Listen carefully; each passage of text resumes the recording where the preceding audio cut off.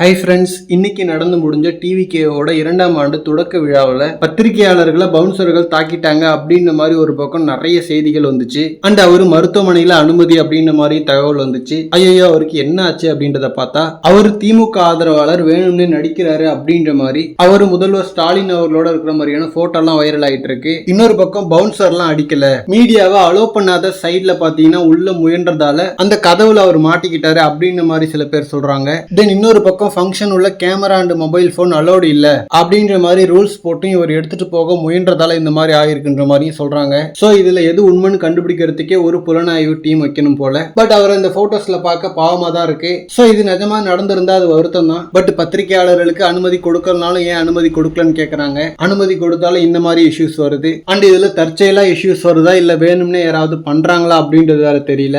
ஏன்னா மாநாடு திடலுக்குள்ளே வேணும்னே சில பேர் மது அருந்துற மாதிரியான போட்டோஸ் எல்லாம் பார்த்தோம். அவங்க சேஃப்டி அவங்க தான் பார்த்துக்கணும். அண்ட் டிவிகே சைட்ல இருந்து இதை அவாய்ட் பண்றதுக்கு ஏதாவது பண்ணணும். ஏன்னா தளபதியோட ஃபேன்ஸ் அண்ட் தொண்டர்கள்லாம் தளபதியோட ஸ்பீச்சை பயங்கரமா ட்ரெண்ட் ஆக்கிட்டு இருந்தா ஹேட்டர்ஸ்லாம் இந்த மாதிரி நிகழ்வுகளை தேடி கண்டுபிடிச்சு ட்ரெண்ட் ஆக்கிட்டு இருக்காங்க. ஓகே ஃப்ரெண்ட்ஸ், இந்த நிகழ்வு பத்தின உங்களோட கருத்துக்களை கமெண்ட்ல சொல்லுங்க.